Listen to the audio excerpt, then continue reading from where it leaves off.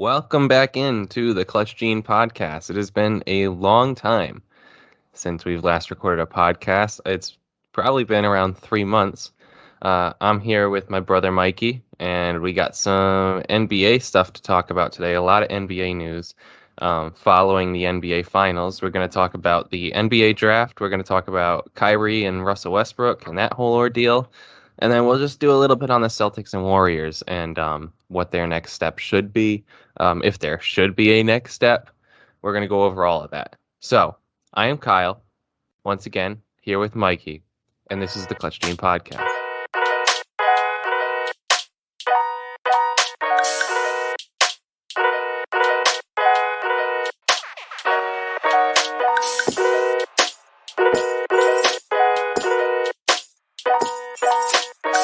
We have the NBA draft coming up on Thursday. Really quick turnaround for the NBA. NBA Finals ends last Thursday, I think. Game 6 was last Thursday. If it went to a Game 7, it would have been this past Sunday, and the NBA drafts Thursday. So it's a good thing and a bad thing about the NBA. I like how it's a quick turnaround because it gets you right back into things. But I also think there then becomes a lull between now and free agency, because free agency doesn't start for I think another month, right? Yeah, I think July 1st. Yeah, something like that. So we have what I think are a clear top three in the NBA draft. Jabari Smith, Paolo Banchero, and Chet Holmgren. Jabari out of Auburn, Paolo out of Duke, and Chet out of Gonzaga. So I wanted to go over our rankings and what you had for like what they could possibly be and what their floor is. Very NBA 2K style as far as like the grading system. If you've ever played career mode on 2K, you know exactly what I'm talking about when you see a prospect. So, Mikey, I'll let you go first. Once again, the draft order right now is the Magic, Thunder, Rockets is the top three, and then Kings are number 4. All right, so you want me to just take it by who's my first one that I would take off the board? Yeah. All right, so the first person that I would take... Just name your top three. Just name your top three. All right. How you have them ranked. All right, so I would do Chet first. Second would be Paolo, and 3 would be Jabari. Okay, so we have it completely flipped. I have Jabari first, Paolo second, and Chet third in my rankings. So tell me what you got for, I guess we'll start with Chet since you have him first, I have him third. What's your comp for him, and what are your pros and cons with him? So for Chet, I mean, he's just a 7-foot like freak athlete, you know. He needs to put on a lot of weight. Like, that's a major concern. I think he's like 180 pounds. But he's got like really good defensive instincts. He's a good shot blocker. Imagine being 180 pounds. Yeah, I know. It couldn't be me. Could not be me. As a 7-foot tall freak. Right. But I'm over 180 and 9 inches shorter than him. Like, yeah. But he's 7 feet. He's agile. He's quick. He's got good instincts defensively. I know, like, one of the things that you see, especially late in the playoffs, is like, can you have a big that can get out on the perimeter and like switch defensively? I think Chet is able to do that. I also think that his offensive skill set is very unique. I think that's something that like you'll be able to get like coming out of the draft more and more. But as a 7-foot tall guy that can like put the ball on the floor, he can handle a little bit. He can shoot the 3 pretty decently.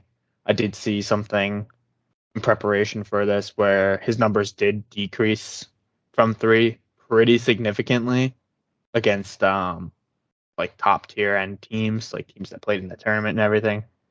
So you get squeezed out a little bit there, but I think like, you know, with an NBA roster of control on like his dieting and everything, then he'll really grow into himself and he'll really like evolve his skill set.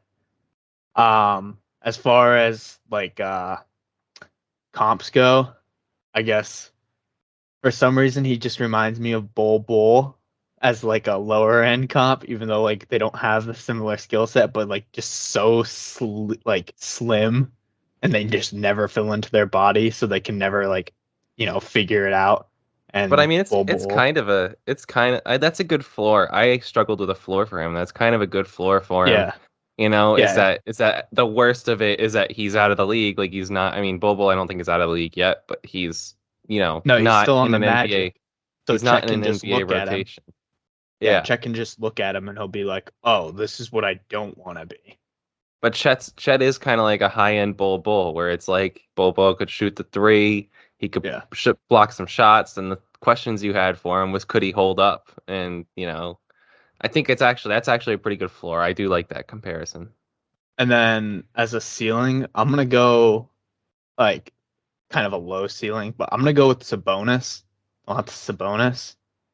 Because I think Sabonis is a better passer, but I think they share like a similar skill set where they're pretty solid defensively and offensively.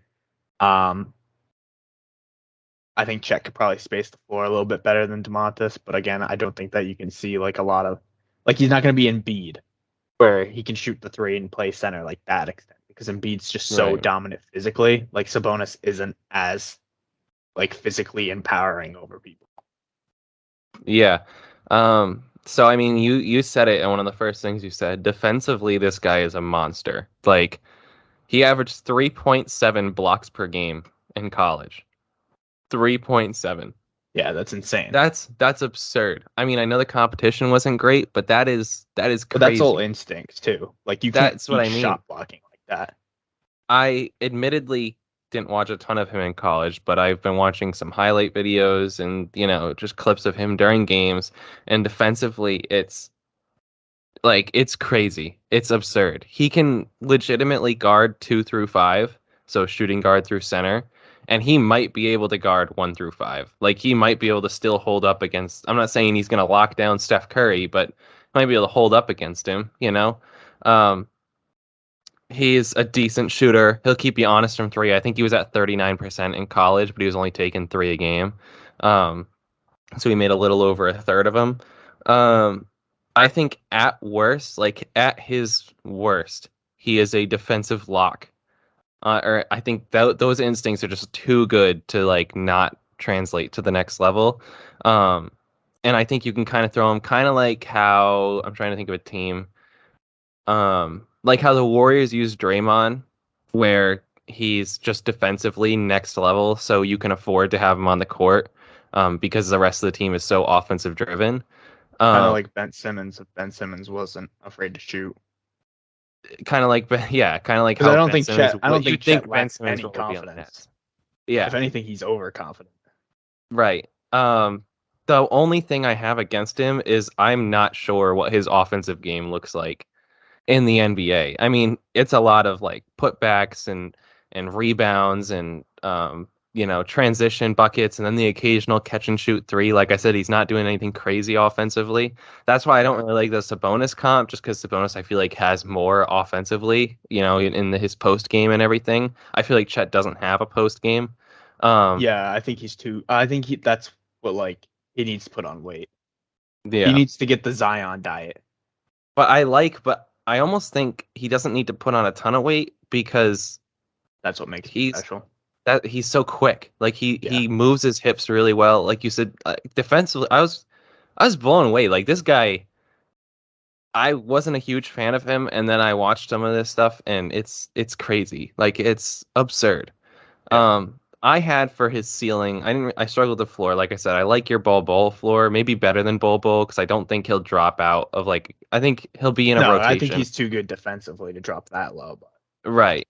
yeah, I my comp was Jaren Jackson on the Grizzlies, because Jaren Jackson, defensive menace. Like I don't think anybody would question him defensively. His instincts are phenomenal.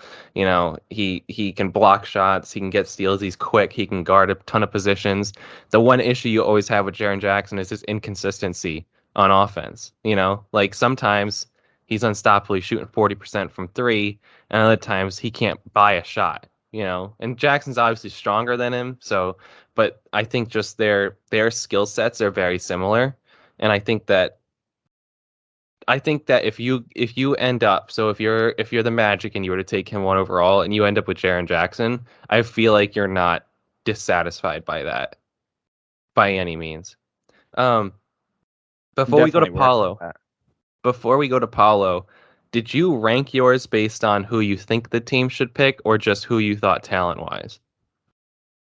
I think like who they should pick Okay, because I did mine because just on like talent, but I think the Magic should choose Chet.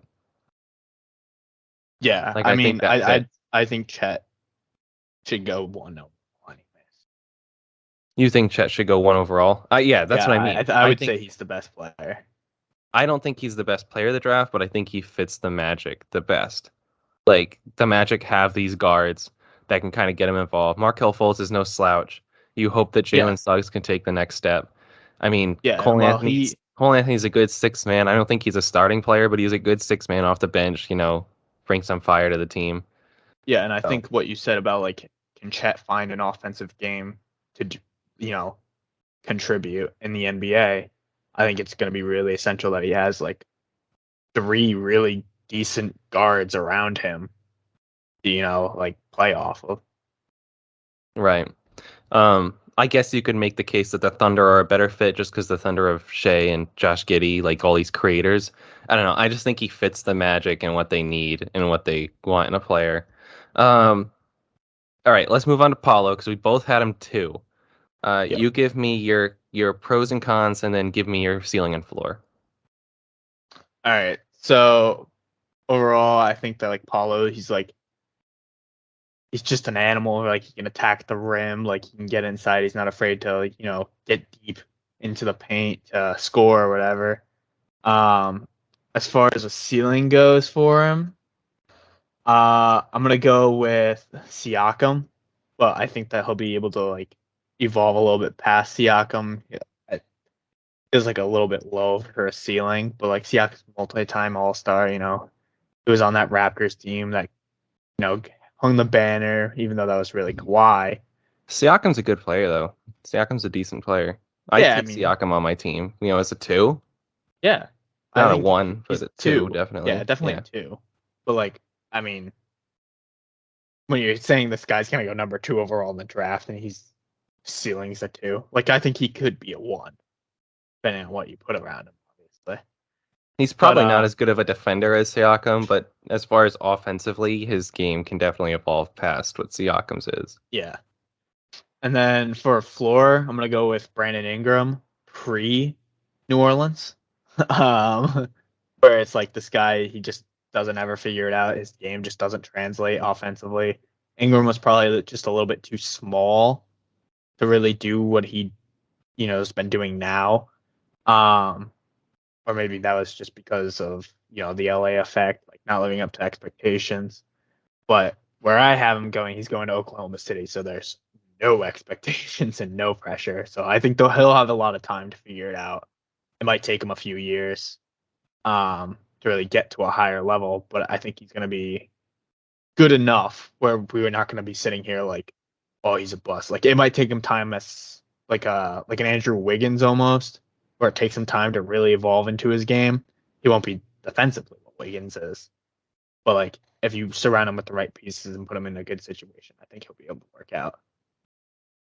Um, yeah, I think Paulo's really he's got a clean offensive game. Like he's very polished for a college player. I think that he has the skill set already to be able to score in the NBA. I think he'll probably be one of those rookies that averages like, 15, 16 a game, and shoots pretty efficiently too while he's doing it. He's not the best defender. He's probably, I don't know, it's between him and Jabari for who's the worst defender of the three. I think Paulo's probably a little worse than Jabari. Um, Keeps you honest from three. He's not the best shooter. I think he's actually at the lowest percentage out of all these guys, and he was only taking three a game. I think he's around 33%. But he plays really strong. When he's driving to the basket, you don't have to worry about the Tatum thing where he's trying to sidestep guys instead of going right into them. Like he drives at people. He goes to the basket. Yeah, he's not afraid Um, afraid of a little contact at the rim. No, he actually, I think he kind of likes it. Like, I think he prefers to get the contact. I think he plays better that way. Yeah, The cons, played on a really good college team. Like that Duke team is really good. So was he kind of the beneficiary of other good players around him? It seems silly because the NBA is all good players, but I mean that Duke team, when they stepped on the floor, they usually against any team had four of the best six players on the court at any given time, you know? Yeah. So is he the beneficiary of that? I don't know. I have his ceiling as Miles Bridges, and that seems, like you said, for yours a little low because it's like, would you take Miles Bridges? I think Miles Bridges is a good player. I think he's a very good player, and Miles Bridges is probably better defensively than Paulo is, but I can kind of see it as like, I don't know. It was tough to find it. It was tough to find a comp for him because I feel like he's a big who can kind of do everything. Like he can kind of pass the ball, he can kind of shoot the ball, he can kind of drive the ball. You know, like he's a good creator. He's okay defensively. Like he's not exceptional at any one thing, but he's good. Like he's good to very good Yeah. at everything. One So thing it was that go one ahead. thing I will say about him though, his free throw percentage was only like 73% in college. If he's going to be initiating that much That'll contact and everything, I think that number he should probably focus on that if he's going to be constantly going to the rim. Because he's going to get fouled a lot. Right, but for a guy, I mean, I think he's 6'10". Like for a guy that's 6'10", that's not bad. And also free throw percentages are always like half the guys that come into the NBA from college are like 80% free throw shooters and they get to the NBA and they raise it 5 points, So I think that I think that'll go up just naturally. I had for his floor Julius Randle, which is kind of a high floor. But I think that Paulo is the biggest, like, he's the safest pick, I think, out of all of them. I think Paulo is the most guaranteed to be in your top six in a rotation, like on any team. I think he's guaranteed to be a top six player on your team. You Um, think he pairs well with Shy? I don't. I think he should actually go to the Rockets. I think that I think he's a good creator. Um, and I think that the Rockets kind of need that sort of thing. I don't think the Thunder need another creator. They have Josh Giddey, who's an exceptional creator, and obviously SGA is an exceptional creator. So I actually think Maybe they'll play a little bit better with a big though. maybe, Kind of like how but Chris Paul plays better with bigs.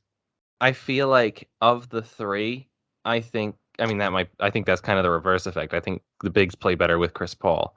Well, But you know, I think even though I have him ranked two, I think the Rockets are the best fit for him. The Rockets are, of the top three teams, the team with the least amount of just like offensive creation guys, you know. yeah.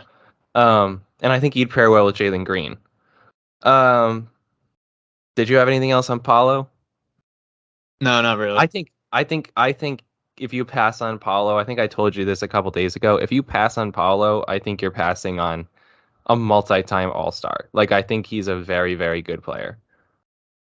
Yeah, I mean, I think you summed it up good that he's a very clean player, and I think that Yeah. helps playing under like Coach K and Duke's system. Yeah. Um, so let's move on, Jabari. I have him ranked one. You have him ranked three. If I'm saying that Paulo is a multi-time All-Star, if you pass on him, then Jabari, there's some stuff he does, man. He took some threes in this highlight video that I was watching where he had a guy all over him, and he's like standing 5 feet back from the three-point arc, and he's putting up the shot and hitting it. Like he is a lethal shooter. Yeah. Um, give me your pros and cons of him, then give me your ceiling and floor. I think we're gonna have the same ceiling. Well, I mean, you said it like he's kind of a marksman. Like he really shoots the ball well. He shot 43% from the field, Which is which is crazy. like Yeah. an efficient number. Really Considering efficient he number. only takes jump shots. He only takes jump shots. Yeah. That number is probably going to come down, you know, playing You in the would NBA with think. the Yeah. defenses are better. But like still if he can shoot like 35% from the floor, like that's still like pretty decent number. 42% from three, averaging almost 6 threes a game. So, that's probably going to go up in the NBA too. His 3-point attempts, I would assume. he took 6 in college, so he'll probably take like around that, maybe 7, 8 in the NBA. Yeah. Depending on what kind of team he's on, depending on how Well, much, there's more possession range they give him. too. Yeah. But it's just like it also depends on what kind of System lead and he everything. has, on the team, like if they let him take that. Yeah. Um yeah, he So can absolutely bang the three like every yeah. single time. And he's very smooth, you know. He doesn't there's nothing on the court when he does it, like when he pulls up for the jump shots. And like I said, he only takes jump shots. Like I didn't see him at many times where he drove to the rim. Um he like nothing looks forced. He always looks under control. He always looks, you know, like everything is smooth. He knows Yeah. what he's doing every single time. So for my ceiling, I had Jason Tatum. I also Jason Tatum. Yeah, just like this guy that he'll hit this impossible shot from three, and it's like, oh wow, like, where'd that come from? But like Tatum, I think as we saw in this playoffs, like sometimes he can shoot it a little bit inefficiently. So I think Jabari could probably be a more efficient version of Tatum. Um, I think we talked about this earlier, like kind of got like a Kevin Durant skill set, but like But to be like, oh, it your can't your compare your him to Kevin ceiling's Kevin Durant. Durant, that'd be insane. So Jason Tatum's the next best one. And then for a floor, I'm gonna go with Michael Porter Jr., a big guy, power forward, extremely tall, can shoot the ball a little bit, but Like a then worse version of Michael Porter Jr. yeah, but then like just can't figure it out. Michael Porter Jr.'s for like health reasons, as we know of right now. But yeah, I would go with that first comp. I don't think any of the three in this draft are like gonna be scrubs. Like there's no bust No, in the top three. I would even we argue the haven't top four. we haven't really had like a straight up bust in a little while in the NBA. Like who's the last one? Mo Bamba? Like would you consider him the last, or Marvin Bagley, I guess, would Marvin be Bagley. considered. Yeah. Yeah. But even him, like it's you don't know because he wasn't in the best situation, in Yeah. Sacramento. So, Same yeah, with Ben Simmons. I also had for my ceiling Jason Tatum. Um, I just think Jabari kind of has the same deal as Tatum, where look, when Tatum takes that step back to the left three, there was a point in his career where I was like, why would you take that? And now it's like Yeah. that's the shot he hits with the most efficiency, like he hits that shot 45% of the time.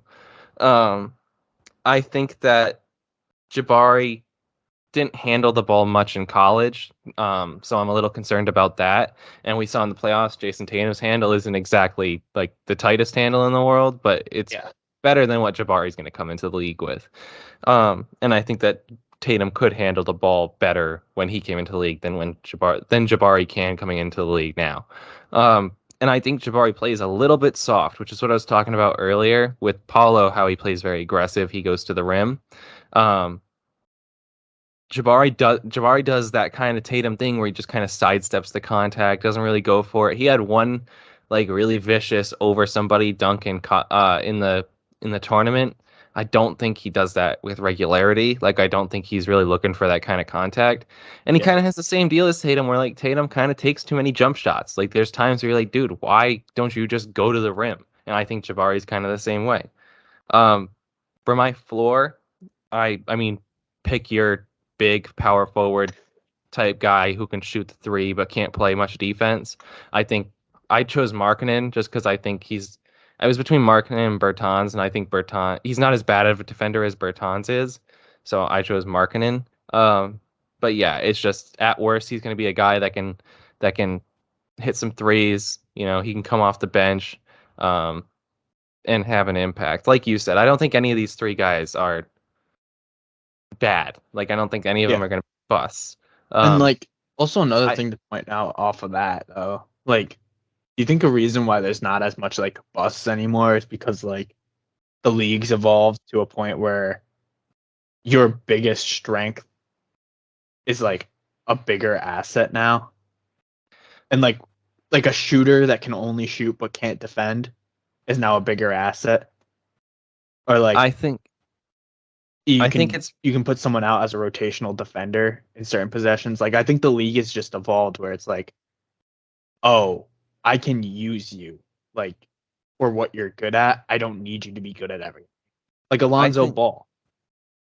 well Like Lonzo's Lonzo's not a Lonzo's a bust pretty because good all around player. Like yeah, but he's not a bust because like oh he's on his third different team now. Like usually that would qualify you as a bust as a number 2 overall pick. We still look at Lonzo and you're like, but he was oh no, wanted that's a by like starter. the Bulls wanted Lonzo. It wasn't like he just Yeah, got traded there, you know? and he's a really good defender, He's a good defender, he's a good passer. You know, and his he can shooting shoot the is three. improved. Yeah. Lonzo's the kind of player that any team I think would like. There's no team in the NBA that would say I don't want Lonzo. Oh yeah, But on that, I think that one, it's because the scouting's just better. But at the same time, I also think you're right, where it's like being a specialist isn't a bad thing. Like yeah. we just talked about Chet and how Chet might have zero offensive game when he goes to the league. And we said, oh, but he'll never drop below 8 in your rotation.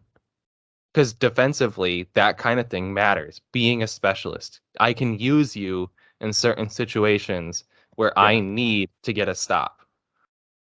You know, 15 years ago, if I told you, hey, this guy is a monster defensively, but when he goes to the league, he might have days where goes 0 for 5 on shots near the rim, Yeah. doesn't score a bucket, averages 2 points a game. You'd be like, why would I ever want that guy? And now you're like, well, if I pair him with some shooters around him, that could be really valuable. Can he grab boards? Yes. Oh, great. Even better. Um, I think it's just yeah, mainly like don't force guys to do something that they can't do.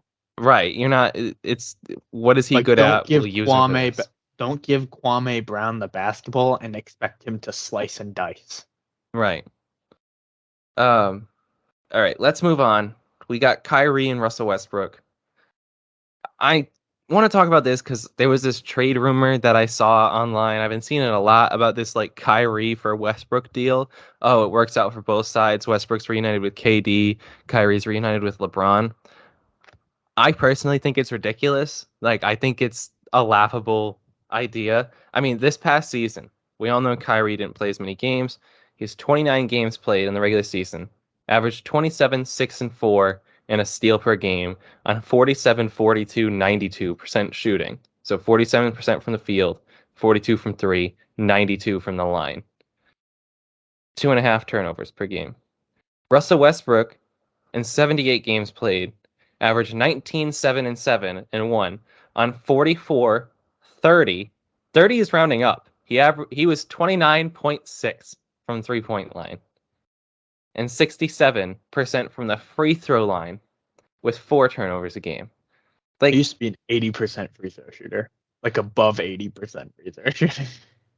Russell Westbrook is not the player that Kyrie is. I get Kyrie comes with his baggage, but we're talking about a guy that averages 8 more points per game, um, 1 less assist per game, 3 less rebounds per game. But we know Russ kind of stat pads a little bit. I'm not going to accuse him too much, but he does a little bit, while also being more efficient as a shooter and turning over the ball less.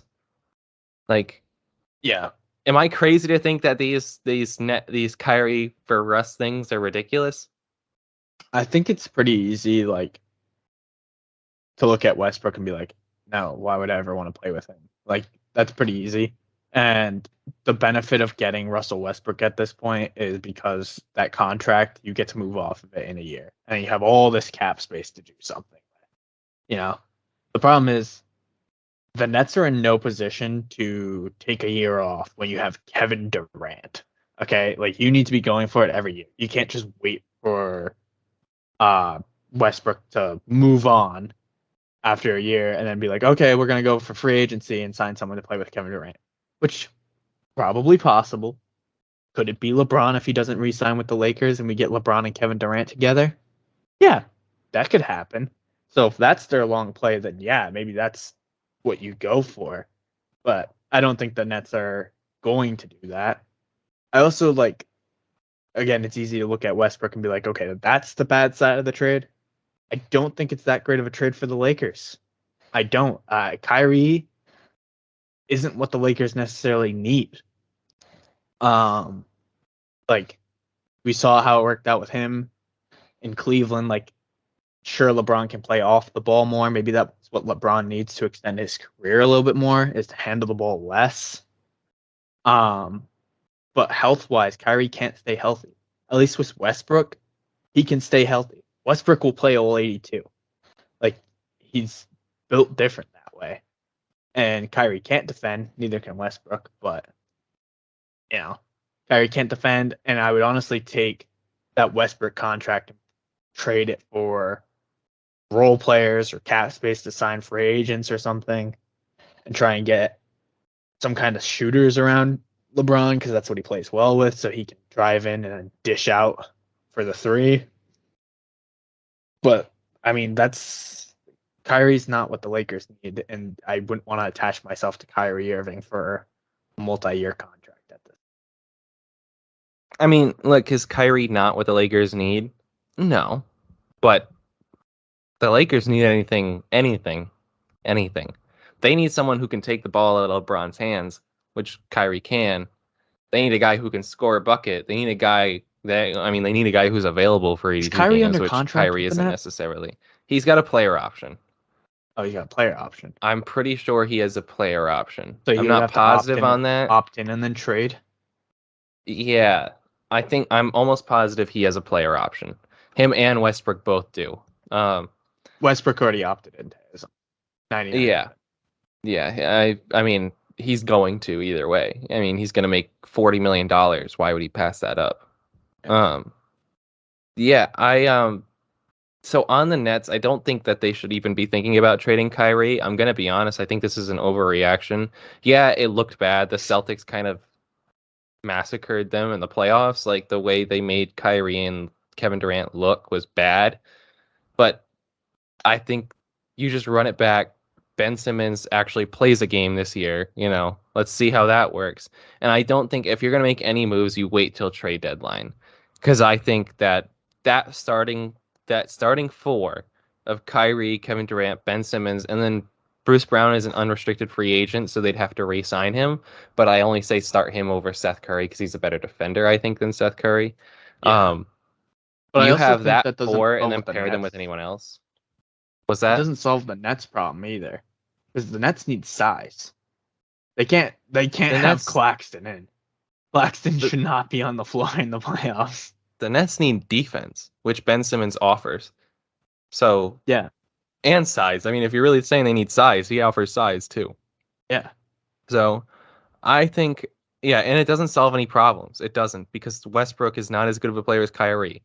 If I was building a team, I'd rather have Kyrie with all the baggage he comes with than Russell Westbrook at this point. Also, he's going to play in a lot more games because the vaccine. Yeah. For the Lakers, I have some possible trade partners. You tell me how you feel about them. For Russell Westbrook, which I don't think they're going to end up trading him. I think they're going to end up having to either wait out the whole season or wait till trade deadline. I think the deadline. The most obvious one is John Wall for Russell Westbrook. No. In the Rockets, but I don't think that solves either team's issues. I mean, Give the me only Westbrook, he'll play more. Yeah, and I think both have player options, so like it's the same amount of time. The only thing you're looking for is John Wall going to be a better fit with LeBron, which I don't think is the case. No. And is John Wall a better player than Russell Westbrook at this point? There's no way Westbrook plays worse. Like, you cannot play worse. It's impossible. I'll wait on this next one. Jazz, Mike Conley, and someone else for Russell Westbrook. I don't think the Jazz would do this because the Jazz are a pretty smart organization. I don't think they want to take on Westbrook. But Conley was free agent. No, Conley I think has one more year. I could be wrong on that. Here, look that up while I'm talking. But the Jazz are kind of almost in blow it up mode. Like, they're almost there. They're right on the precipice of like trading either Gobert or Donovan Mitchell. Donovan Mitchell isn't happy. Yeah, they're kind of in no man's land. They're borderline in blow it up mode. It's like, are they satisfied winning 55 games a year? If they are, great, keep it as is. But you're not going anywhere in the playoffs. Conley has 2 years. 1 year left. Conley has 1 year left. option here. So, and I think he's making around 20 million a year, so you'd have to pair someone with him. But that's if the Jazz were just like, get Mike Conley out of here. Let's get someone on an expiring contract. That way, next year we just start fresh. 2 years left. The Timberwolves, D'Angelo Russell, making about, I think it's 28 million a year. You'd have to pair someone else with him. Get him out of there. He's got 3 years left on his contract, I think. No, because again, the Lakers can get off of this and get a free agent. They I can. don't see LeBron leaving LA. They can just wait it out, but at the same time, if you're saying just take advantage of LeBron being there, D'Angelo Russell, is he a great player? No. Is he a good player? Yes. He's just kind of, you don't need D'Angelo Russell when you have Anthony Edwards and you think he's a superstar in the making. Yeah. So D'Angelo Russell can kind of create his own shot, does some pretty good things, not really a defender, but he does That'd some be decent good things. for Westbrook. Because Cat can spread Beverly the and floor Russell and he Westbrook doesn't have to stay on the inside. That's true. And Anthony Edwards is no slouch shooting wise. Yeah, him and Cat. Those are your two bigs. Bigs can spread the floor. Westbrook can thrive. I feel like that's a reasonable option, especially since the Timberwolves aren't. I know they made the playoffs and got knocked out in the first round this year. The Timberwolves are not in a spot to be competing, and they have a lot of decisions to make. So I think just get the expiring contract in there. You start Westbrook's an fresh. upgrade over Pat You Bev. build around Anthony Edwards. Here's my last one. This one is the one I saved. James Harden for Russell Westbrook, 76ers. I would do it. Would the 76ers do it? I don't think they would. I don't think they did. I don't think they No. would. For the I don't think him Lakers, and Embiid's it's games probably a match. better situation. But I mean, What's look, that? they're not gaining anything on defense. Neither team is really gaining much on defense. Yeah, but Harden's at least a playmaker. That's what I mean. So is that more what the Lakers need? And Harden can shoot better, but also what are the 76ers Does Harden try and force the way out because LA nightclubs are better than Philly nightclubs? Do you include a shooter like, do the Lakers still have Malik Monk? I wouldn't get rid of Malik Monk. But do you include him in a deal to the 76ers that makes the 76ers take the trade? No.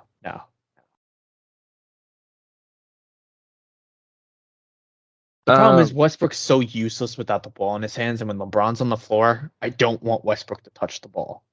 But is James Harden just as useless without the ball in his hands? No, because I think he can catch and shoot at least. Yeah, but he's not super interested in that.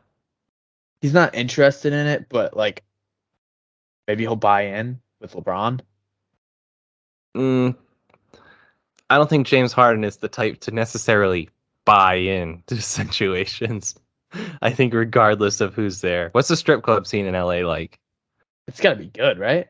You would think so. Better than Philadelphia, you would hope. What's J.R. Smith doing? Can we just sign J.R.? Nice J.R. and James Harden on the same team?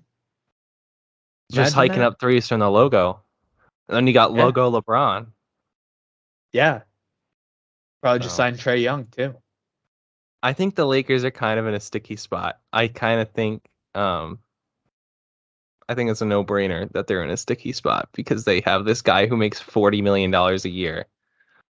And they can't get rid of him for anything meaningful. And they also have a guy who's 37 years old and one of the greatest players the NBA's ever seen, who kind of still wants to, like, I don't know, compete. Yeah. That's so why yeah, it's a really tough we don't scenario. have any trade pieces there. Yeah, the Lakers can't just say, let's take in assets and build for the future, because that's not really an option with LeBron James on your team. Unless LeBron tells them, like, hey, yeah, I'm done. I'm done after this year. I doubt at this point, that, LeBron needs to just suck it up and just get traded. If LeBron LeBron isn't going to retire until he at least passes Kareem. I think that has to happen first. That's going to be this year. And then he plays never know. Bronny next year on the Hornets. Let's get to our last segment. of the day, we have a little NBA Finals talk posthumously of the Boston Celtics. I'm not gonna lie, I was pretty disappointed. The Celtics kind of folded over and died in that last game. They didn't really put up a fight. So I have two questions for you. Should the Celtics make a move to wind up back here next year? Are they in position already to wind up back here next year? I guess that's one question, two questions into one. And the second question is, do the Warriors need to make a move to wind up back here next year, or are they already in a good spot? So go with the Celtics first, I guess. Yeah, let's start with the Celtics. All right. I think they're in a weird spot. Does it feel like a little bit of a dream run that they went on? A little bit. Brooklyn's going to be better next year. I don't think Kevin Durant is ever going to look like that in the playoffs again. I think that if the Bucks are completely healthy with Middleton, I think that they would have beaten Boston. I think that... Yeah, I don't think that's even a question. The Bucks would have 100% beat Boston. The Heat are going to improve. Whether that's, packaging Lowry and Oladipo together to get someone else. I don't know. Lowry and Oladipo for like De'Aaron Fox. Would you do that? I don't know how the money would work in that situation. I don't think the Kings would do that. I don't know. Because if they go out and get like an Ivy in the draft, right? I still don't think they would. I wouldn't be surprised if the Kings trade out of that position. Oh. Is there a team that would want Ivy and would trade another meaningful starting player to the Kings?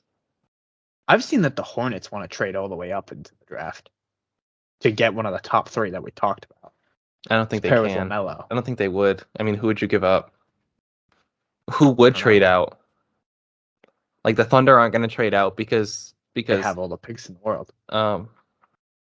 What's his name? GM of the Thunder. Presti. Yeah, Sam Presti, like apparently really wants Chet, so he's not going to trade out and lose the chance to get Chet. Yeah. Well, anyways, back to the Celtics. I think that the Celtics need to make a move. The only thing that would give me pause, I don't think that you can break up Tatum and Brown at this point. I think you kind of hope that they come back with a more refined game. Tatum needs to not commit 100 turnovers in the playoffs. And Brown needs to figure out how to handle the ball. Both are easy enough to work on, I would say. Like, you can learn how to do that better. And they're both good, like, two-way players. Like, Tatum and Brown can both defend pretty well. I guess the main thing is what do you do with Marcus Smart? Because that's what I have too. He gives you all of this defensively. We've seen him improve as a shooter. But can I expect that consistently every night? If Marcus Smart gives you 20 points a game every night, the Celtics win the title. They would have won the title. And I don't think that Smart really not even 20. Like if he gave them 16 consistently. Yeah. And he's not a true point guard either. What do you average? I don't have the number. I think he averaged like what? I think he averaged like 6. I think he averaged like 6 assists, but I'll double check that. Oh, I thought it was. I felt like he's just not a playmaker that they need. And late in games, I always feel like the Celtics go so ISO heavy with like Brown and Tatum. They just take turns like they were when they were younger. And it's like, oh, okay, you try and do something now. Oh, you try and do something now. And it just doesn't work. Marcus Smart averaged 5.9 assists per game. Oh, well then. Both in the playoffs and in the regular season. So good for you, Marcus Smart. Anyways, I still don't think that he's the long-term answer for him. If they want to get back to this. So here's a couple names that I'm going to throw out to you. And you tell them, I don't know what they would have to give up. Assume everybody's on the board except for Tatum, Brown, and I'm going to also throw Rob Williams in. Because I think if you get a healthy Rob Williams, he's going to be filthy. And I think you need that size in the East. particularly because of Giannis, Embiid. If the Nuggets can ever figure it out, you'll face the Nuggets in the playoffs.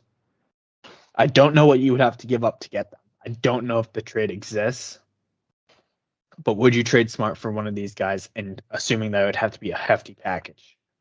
Donovan Mitchell. Would I trade Marcus Smart for Donovan Mitchell? Yeah. Well, it's not gonna be straight up. Like, what else would I have to give up? Picks and everything. There'd have to be some players involved. That's the thing is with Donovan Mitchell, it wouldn't be just Marcus. Like, they'd want Jalen. Why would the Jazz give him up for just Marcus Smart? So, I mean, considering I know I'm gonna have to include Jalen in that deal, no. I guess it's mainly, does a trade exist out there?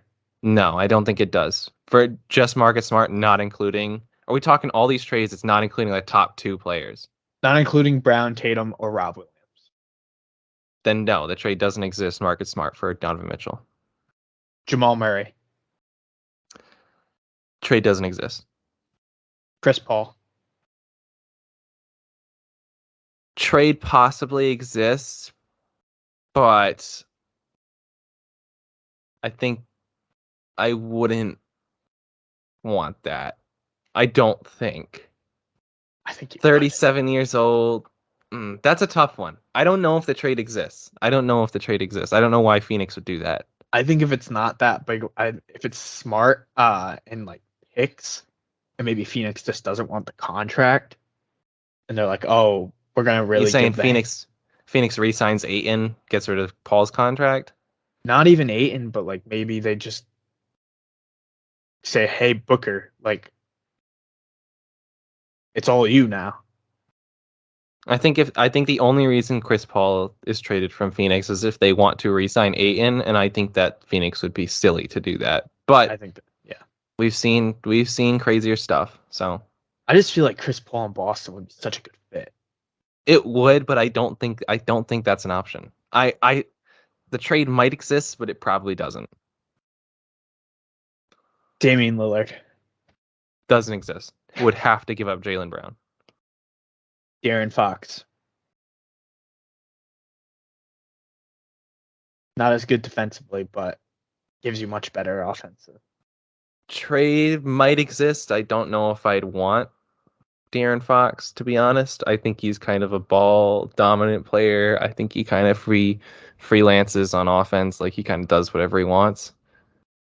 DeJounte Murray. Don't think the trade exists, but that's an interesting one. Yeah.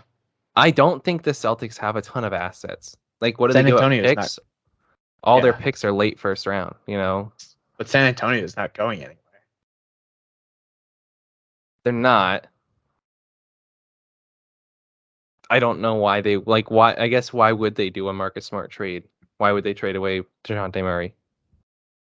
Just say his value's high, get him out of there. Maybe But they take on. But then there's a lot of teams that would want DeJounte Murray. Yeah, I think they could probably get beat out in a bid, but yeah, I don't think the trade exists simply because I think other teams have more to offer. Reggie Jackson. I think I'd keep Smart. I'd keep Smart. I think he fits into the system better. Mike Conley. Would rather have Smart. I think I'd rather have Smart. And the last one, Ben Simmons.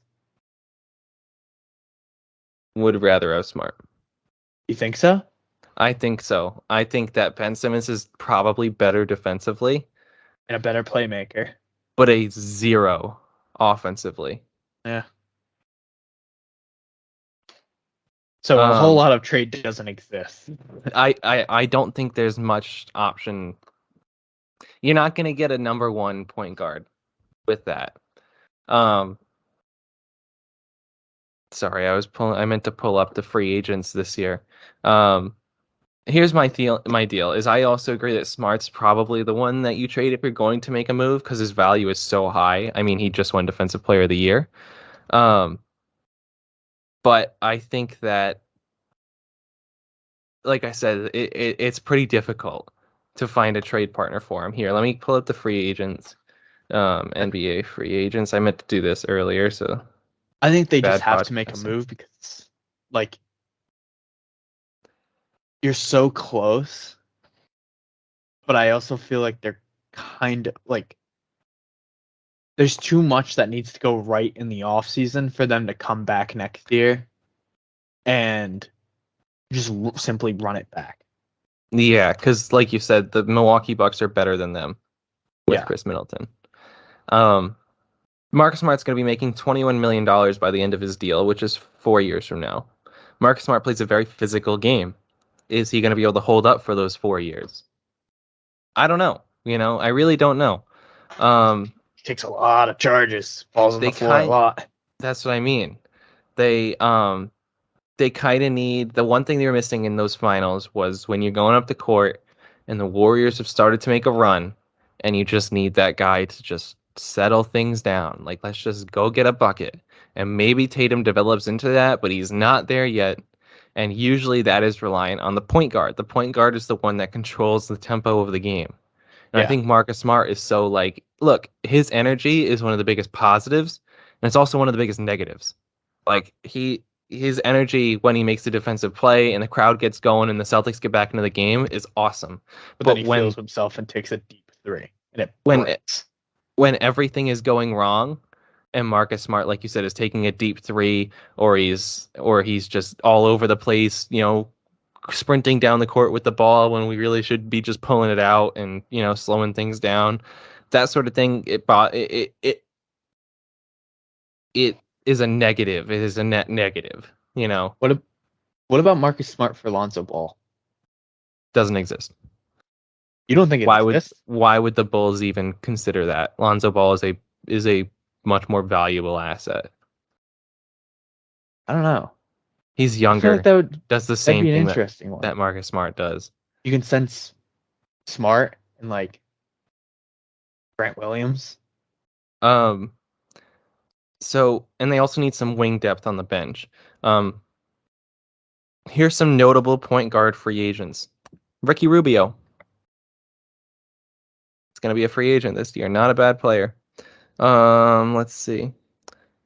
I think Patty Mills has a player option. He might decline it. I don't know. Tyus Jones, a decent. Oh yeah, Patty Mills does have a player option. Tyus Jones. Um, Dennis Schroeder is not coming back to Boston. Colin Sexton, On sex. unrestricted free agent. Let's see. I'm just trying to find Bruce Brown from Brooklyn. Not really what they need, but just notable for like that kind of wing depth. Yeah. If you wanted to add it. I think that there's some options in free agency if they can get someone on a discount. So I don't necessarily think Marcus Smart has to go, but if you're going to trade somebody, it's Marcus Smart. It might be Let's talk something about that they look for at like maybe the trade deadline. maybe depending on how the season's going. Like if they're number one in the East, they're not trading anybody by trade deadline. But if I they're like the problem fourth, becomes a lot simpler to solve if Tatum and Brown could handle the ball better. If if they could Tatum initiate developed the offense into a for playmaker, everyone, yeah, then they could particularly do it. Tatum. I don't think Brown will ever be there where he can initiate offense for everyone. But if he could just handle the ball better, so he's not an instant turnover every time he has to dribble a third time. Yeah. Um, Tatum has Tatum 13 though, assists in Tatum though game one. has that. Tatum though has that ability. He can get there. It's a matter of if he Yeah. does. Let's move on to the Warriors. Last thing. The Warriors. Do you think they need something in order to be back here? Another piece? Yeah. Not really. I don't think Not, so either. I think the not only really. thing they need to do is what do you do with Develop. Wiseman? What do you do with Wiseman? Yeah. Well, first thing I had is that I saw today actually. Jordan Poole's looking for a 4-year, $100 million+ extension. Which I wouldn't do. I wouldn't pay that. Maybe you do a sign-in trade. I think that Poole is a good enough asset where you could sign and trade him away. I don't know what for, but like maybe like a mid-level guy where, they can come in and fit into the system, give you good defense off the bench, you know. Um Yeah, just bring back Wiggins, Clay, Dre, Steph. You're gonna be okay. You're gonna be Hey, fine. I think I think they're in Kaminga, good position. Just that Kaminga, Wiseman. and Mooney are gonna develop more. They're gonna Kuminga's actually looking like a play nice minutes in the player. playoffs. Right. But I also had Wiseman. Could you package Wiseman and Poole together in a trade to get big better? I don't think you would, because the reason they wouldn't sign Poole is because they don't have the money to do that. Yeah, Uh, can you trade him? here's the Or reason they can't re-sign Poole to a 4-year, $100 million contract, is because they're paying Klay Thompson $40 million a year for the next 3 years. They're yeah, paying Draymond Green $25 million a year for the next 3 years.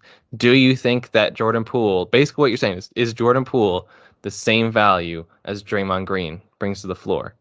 That's a no. no. I think there's a lot of guys that can do what Which is Jordan why Poole I would does. only re-sign him to trade him. I think that there's a lot of guys that do what Jordan Poole does, which is score. Maybe not quite as well as Jordan Poole. Jordan Poole is a very good player. Like there's no way around that. Jordan Poole is a very, very good player. There's a reason why he wants that contract. But I don't think you should offer him that contract because there are guys that can do 80% of that for $15 million less, $10 million less. Yeah, I don't know. I one that would be really kind of interesting. Starting five: Clay, Dre, Steph, Wiggins, and like say you just go like really small. What about like McCollum? They wouldn't make that move. That's not a move that they could make. He's older. You get younger. I think New Orleans is better off in the future for it. I don't think Poole, that's a move that Ingram, I don't Zion. think that's a move that New Orleans makes because they have McCollum's there for experience, and it's just not in the cards. I don't think Golden State needs to make a major move. They don't, and I don't think they're Wiseman going and Poole to. for LeBron. Nope. One that money Please. doesn't even work out. That money doesn't even make sense. That's like trading $25 million for $40 million. Just have Commissioner Silver waive something. I don't think there's a major move the Warriors need. I think that just they got to figure out Wiseman. They can't have that. Wiseman's making $10 million. They can't have that just kind of dead in the water sitting there. They either have to trade it or he has to play. And I I don't think even think that he's that bad. notable expiring contract, Kevon Looney. If Wiseman can't play, do you re-sign? Like that's a legitimate option. Yeah, I don't think the Warriors need to do a ton. Yeah, I think they're pretty good. Just run it back and see what happens. Maybe Right. by the trade deadline you need something.